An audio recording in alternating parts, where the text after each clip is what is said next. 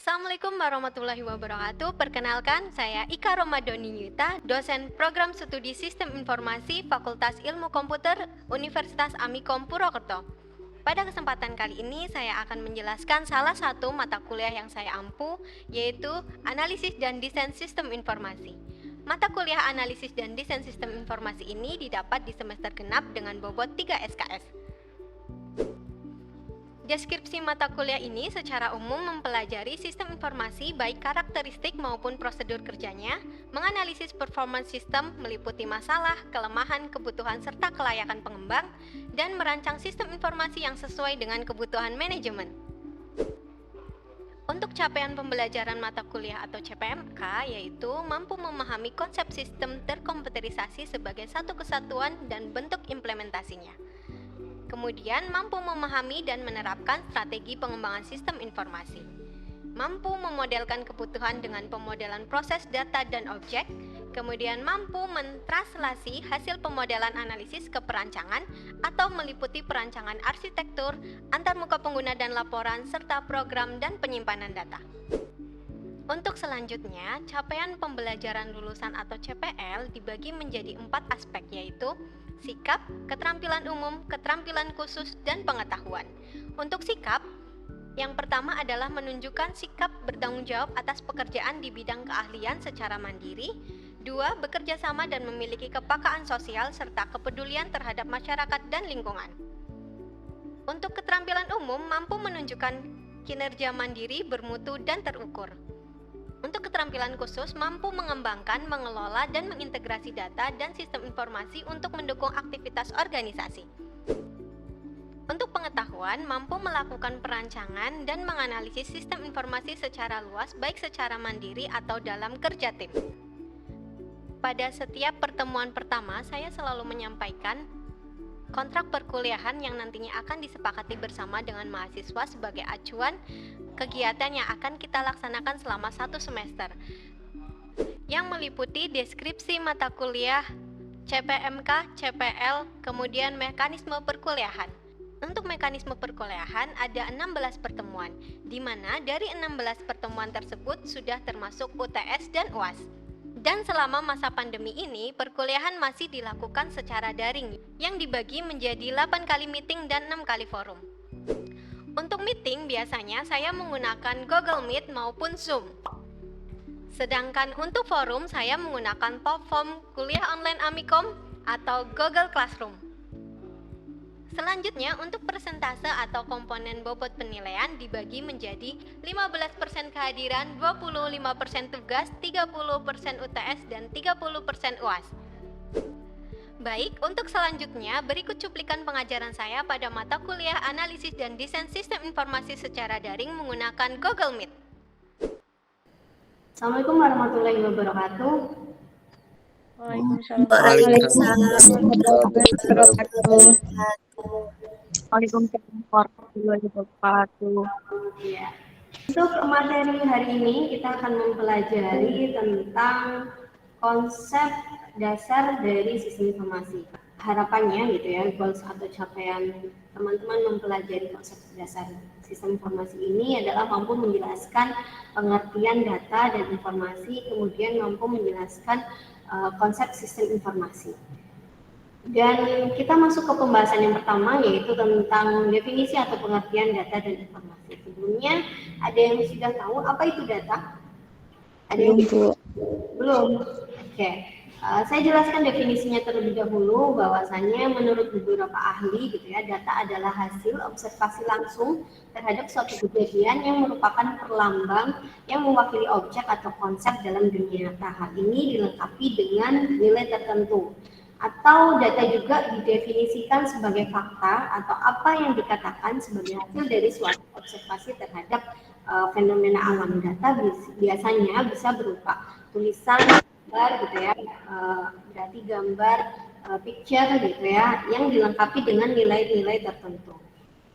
Contohnya gitu, ini contoh gambaran gitu ya, data itu bisa berbentuk atau berwujud seperti tabel, list gitu ya, itu termasuk data. Kemudian audio, picture, grafik gitu ya, dan bukan. Jadi ini beberapa contoh dari data.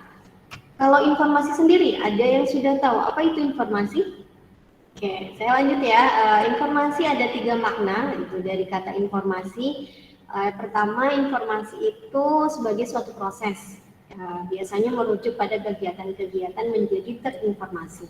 Atau yang kedua, informasi juga biasa disebut sebagai pengetahuan. Di sini, informasi itu mengacu pada segala kejadian di dunia yang yang tak dapat disentuh atau biasanya bentuknya sesuatu yang abstrak. Kemudian ketiga, informasi juga dianggap sebagai suatu benda atau penyajian yang nyata dari pengetahuan. Di sini sebagai benda yang nyata ini, informasi dilihat dari rangkaian simbol-simbol ya, atau dapat ditangkap oleh panca indera manusia serta dapat dipertukarkan. Oke, dalam hubungan antara data dan informasi gitu ya, atau informasi dalam hubungannya dengan sistem ya, sistem informasi dapat didefinisikan sebagai kumpulan data yang terstruktur yang kita komunikasikan lewat bahasa lisan atau surat kabar atau video dan lain sebagainya. Hal tersebut dapat mempunyai 2 pengertian ya. Jadi hubungan informasi dengan sistem informasi, hal tersebut dapat mempunyai 2 pengertian bahwasanya informasi itu juga bisa sebagai benda yang nyata atau sebagai sesuatu yang abstrak. Oke, mungkin sampai sini bisa dipahami apa itu data, apa itu informasi dari definisi yang sudah disampaikan. Dapat dimengerti, Bu. Ibu, kalau buat data sama informasi kira-kira ada contoh lain nggak, Bu? Oh ya, sebentar ya. Contohnya misal ada sebuah formulir pendaftaran mahasiswa gitu ya. Biasanya formulir pendaftaran mahasiswa itu kan ada data nama, kemudian usia, dari sekolah mana dan sebagainya. Itu contoh dari bentuk data itu. Jadi data itu berbentuk formulir gitu ya. Tapi data itu masih mentah gitu Pak. Ketika teman-teman mengisi formulir gitu ya, formulir pendaftaran, dan itu hanya baru diisi menjadi suatu data atau data formulir pendaftaran, maka itu belum dikatakan sebagai informasi. Tapi kalau formulir itu sudah dikelompokkan misalnya, sudah dikelompokkan dari formulir-formulir itu menjadi tumpukan gitu ya, kemudian dikelompokkan untuk ini nih si A, si B gitu ya, masuk ke kelas SI 2020D gitu ya, atau yang beberapa kelompok itu dimasukkan menjadi kelas yang lain, menjadi kelas SI 2020A, B, C gitu ya, itu menjadi beberapa kelompok. Kemudian ingin mengetahui nih dari kelas itu untuk nilai misal analisis dan desain sistem informasi nilainya berapa, maka bisa diolah lagi dari kelas SI 20D misal dari mata kuliah analisis dan desain sistem informasi nilai tertingginya berapa, maka harus diolah lagi, harus ada penilaian di mata kuliah tersebut gitu ya. Saya akan memberikan contoh gitu ya biar lebih jelas lagi tentang data tidak selalu terkait dengan hal-hal besar, penting dan berjumlah banyak. Hal yang kita alami di keseharian juga memiliki data. Data tidak selalu terkait dengan hal-hal besar, penting dan berjumlah banyak. Hal yang kita alami di keseharian juga memiliki data. Sebagai contoh, di dalam kelas bunga matahari, kamu bisa temukan banyak data, seperti nama siswa, nomor absen, umur siswa, jenis kelamin siswa, nilai rata-rata, jadwal pelajaran, jadwal piket, dan lainnya. Lantas, sebenarnya apa yang dimaksud dengan data? Bagaimana cara mengelola data? Apa bedanya data dengan informasi?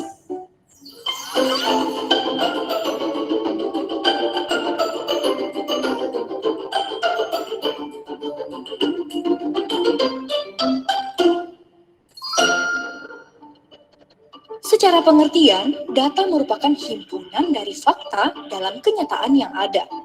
Fakta tersebut memiliki bentuk yang beragam, misalnya saja fakta angka, fakta pengamatan, fakta simbol, dan sebagainya. Data yang terdapat di kenyataan atau lapangan ini berada dalam keadaan acak dan tidak beraturan, sehingga kita perlu mengelompokkan fakta tersebut agar menjadi data. Sebagai contoh, di suatu kelas tentu ada yang namanya siswa. Siswa adalah fakta bahwa di ruang kelas terdapat sejumlah orang yang sedang belajar. Sejumlah siswa tersebut yang ada di ruang kelas dapat menjadi data. Data tersebut dapat dikatakan hanya sebatas data mentah atau raw data. Data mentah adalah data yang tak ada artinya karena mereka hanyalah sebatas fakta yang sudah diidentifikasi dan dikelompokkan berdasarkan kesamaan sifat atau jenisnya. Sebagai contoh, kita ingin menjawab pertanyaan, pelajaran apakah yang dianggap mudah dan paling disukai oleh para siswa di kelas Bunga Matahari? Untuk mengetahui hal tersebut, kita tentu membutuhkan data mengenai pelajaran apa saja yang mereka dapatkan, berapa siswa yang ada di kelas tersebut, berapa nilai rata-rata ujian para siswa di setiap pelajaran yang ada, pelajaran apa yang memiliki nilai rata-rata tertinggi di antara pelajaran lainnya. Dengan mengurutkan data seperti ini, kita dapat mengetahui pelajaran matematika adalah pelajaran yang paling digemari dan dianggap mudah oleh para siswa di kelas Bunga Matahari. Hal tersebut dikarenakan nilai rata-rata seluruh siswa dalam pelajaran matematika adalah nilai tertinggi dibandingkan nilai dalam pelajaran IPA, Bahasa Indonesia, dan Kesenian. Dengan mengatur data sedemikian rupa, kita akan menghasilkan sesuatu yang bernama informasi. Nah, gitu ya. Jadi tadi contohnya adalah ketika dalam suatu kelas hanya ada data nama, kemudian dikelompokkan berdasarkan karakteristik dan jenisnya, itu masih berupa data. Ketika kita ada pertanyaan atau menginginkan suatu informasi atau menginginkan Informasi suatu data yang menghasilkan informasi yang bermanfaat gitu ya, biasanya dari data tersebut kita olah adalah data yang telah diolah dan memiliki makna karena telah diberikan konteks dan menjadi sebuah gagasan. Nah gitu ya, jadi tadi dari data kemudian ketika diolah itu akan menjadi sesuatu yang Sekarang kita tahu data perlu untuk diolah agar menjadi sebuah informasi yang bermakna. ya, jadi data itu perlu diolah untuk menjadi sesuatu yang lebih bermanfaat yang kita sebut dengan informasi. Sampai sini sudah cukup lebih paham dan lebih jelas rekan-rekan sekalian? Tahu. Sudah, Bu. Sudah, Bu. Ya, terlihat sekarang sudah perbedaannya, kemudian perbedaan antara data dan informasi. Dan informasi itu gitu ya dikatakan bermakna atau berkualitas gitu, itu memiliki beberapa sifat ya. Jadi ada beberapa sifat yang harus dimiliki oleh informasi agar dia bisa dikatakan bahwa informasi itu berkualitas dan informasi itu memiliki nilai. Yang pertama adalah sifat accessibility, di mana sifat ini menunjukkan mudah dan cepatnya informasi itu dikeluarkan. Ya. Kemudian juga tentang luas dan kelengkapannya. Sifat ini menunjukkan lengkapnya isi informasi. Hal ini tidak berarti hanya mengenai volume ya, tapi juga mengenai output dari informasi. Kemudian ketelitian berhubungan dengan tingkat kebebasan dari kesalahan ketika informasi itu dikeluarkan. Selanjutnya kecocokan gitu ya.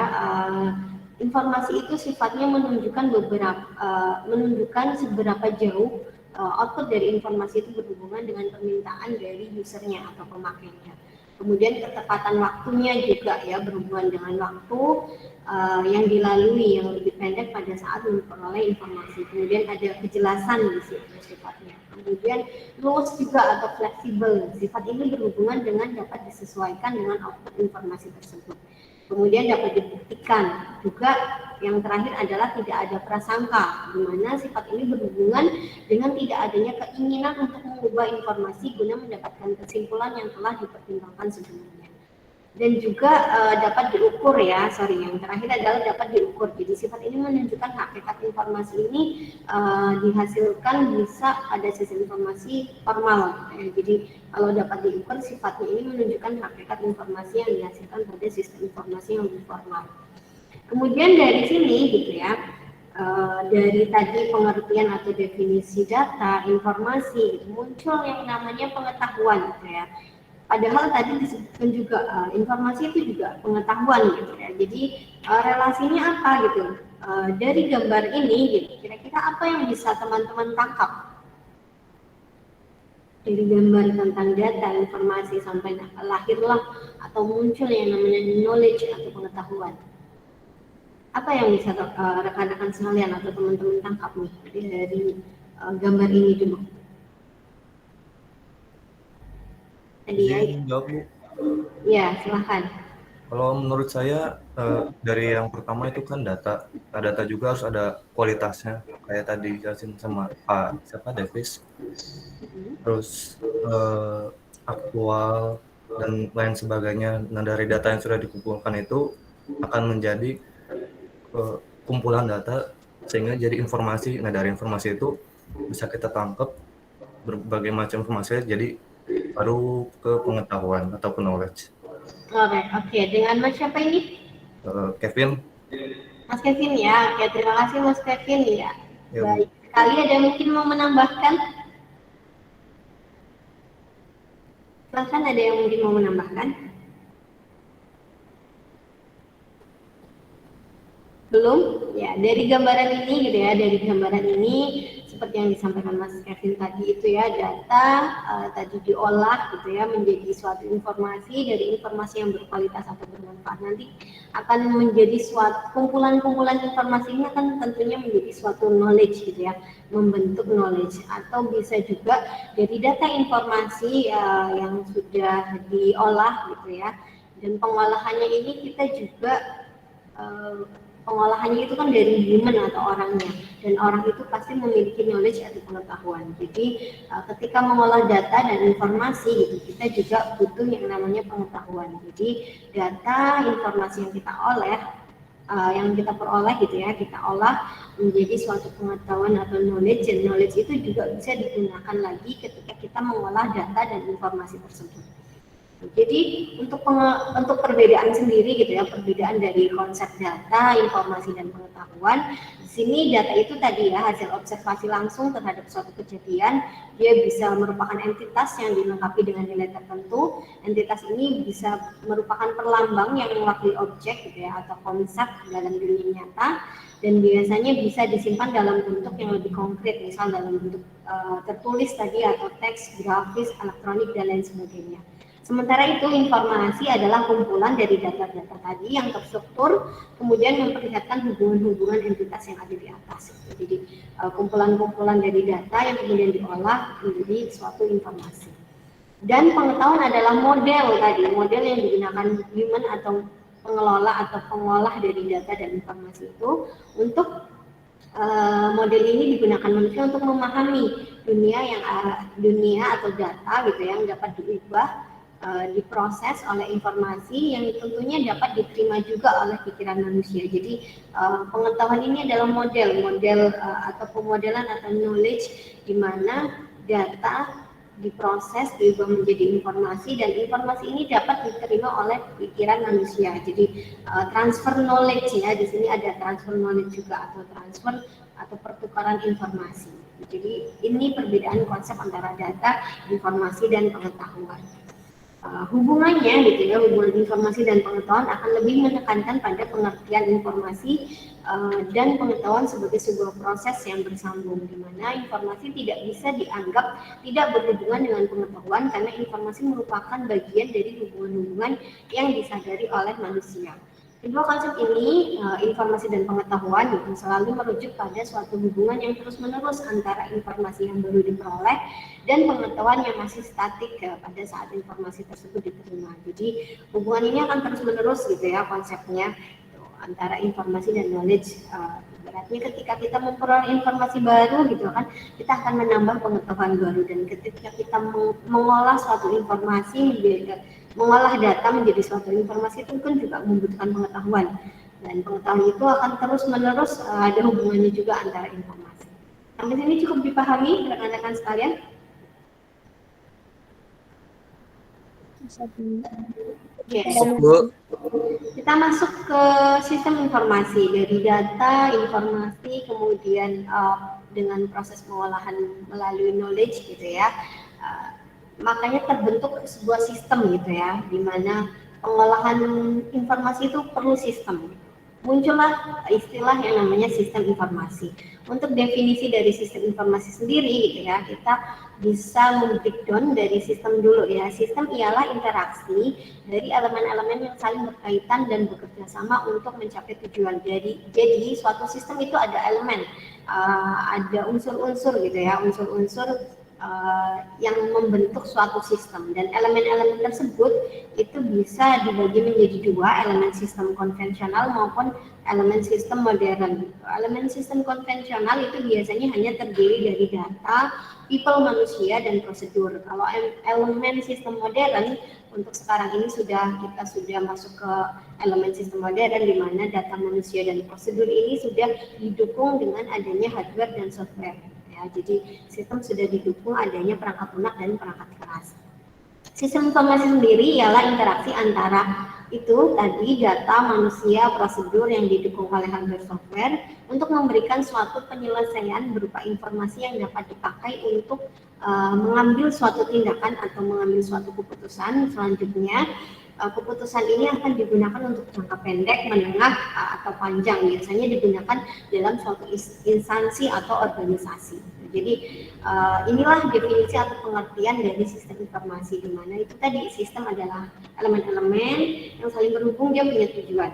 Kalau sistem informasi itu pengolahannya gitu ya, jadi interaksi antara elemen-elemen tadi, kemudian dia memberikan suatu penyelesaian atau proses berupa informasi yang nantinya bisa dipakai untuk pengambilan keputusan.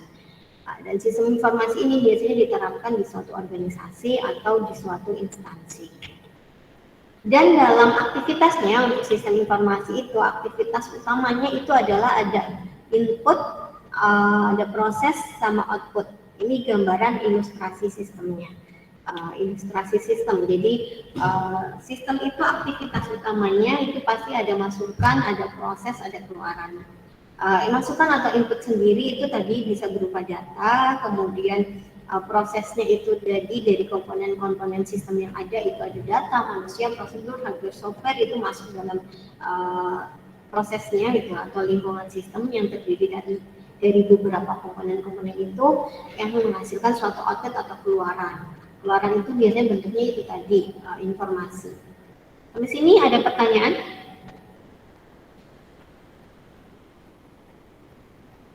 Sudah cukup dipahami atau ada pertanyaan? Selain itu ada Gimana Mbak? Selain itu ada contoh Selain yang mana maksudnya? contoh lain dari sistem informasi. Contoh lain dari sistem informasi ya, nanti akan ada penjelasannya juga. Contoh-contoh dari sistem informasi jelas banyak ya. Ada sistem informasi nanti juga ada klarifikasinya gitu, ada pengelompokannya. Sistem informasi berdasarkan struktur organisasinya atau fungsinya, dukungan yang tersedia, kemudian ada arsitektur sistem dan dukungan aktivitas. Contoh-contoh informasi, sistem informasi untuk kita yang ini di lingkungan kita itu banyak sekali ya. Aplikasi itu masuk sistem informasi gitu.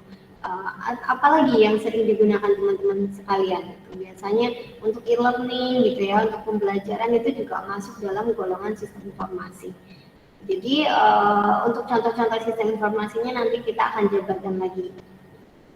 Oke, kita lanjut dulu. Jadi setiap sistem informasi nanti memiliki aktivitas pemrosesan informasi atau dasar gitu ya, pemrosesan data, di mana aktivitas sistem informasi itu meliputi input data, pemrosesan output, penyimpanan, pengendalian yang ada dalam suatu sistem.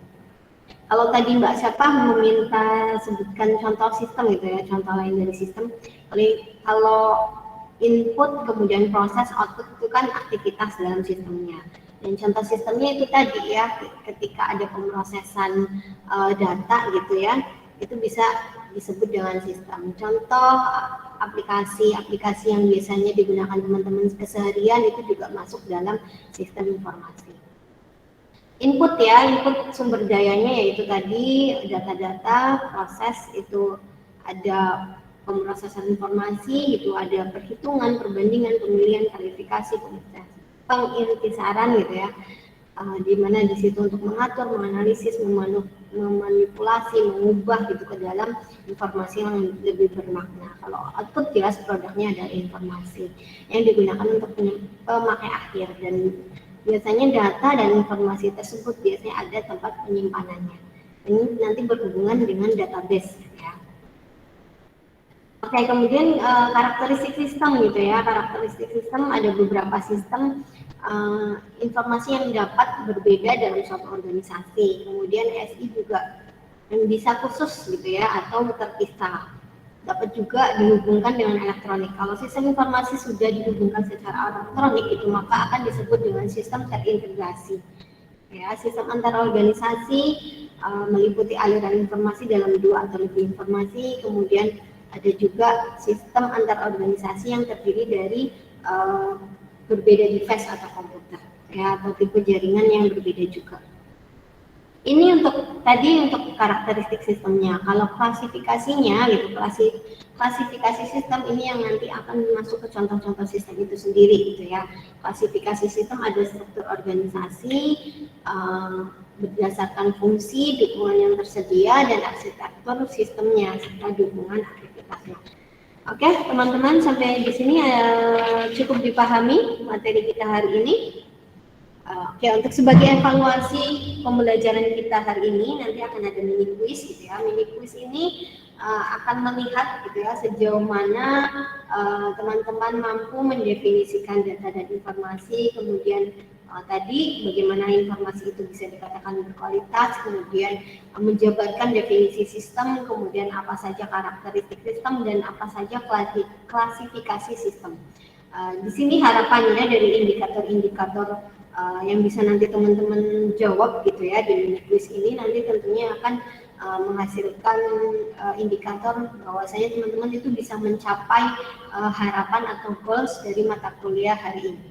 Ya. Waktu pengerjaannya nanti 20 menit ya, silahkan nanti setelah ini teman-teman langsung mengerjakan mini quiznya dikerjakan untuk kita bisa mengevaluasi gitu ya sejauh mana teman-teman sudah memahami materi perkuliahan yang diberikan atau disampaikan pada hari ini. Oke, kalau cukup saya akhiri, mohon maaf apabila dari saya masih banyak kesalahan gitu ya baik sikap dan tutur kata. Terima kasih atas partisipasinya gitu ya. Mohon maaf dan terima kasih. Billahi taufiq wal hidayah. Wassalamualaikum warahmatullahi wabarakatuh. Demikian deskripsi singkat dari saya. Semoga dapat memberikan gambaran mengenai kegiatan saya di bidang pengajaran.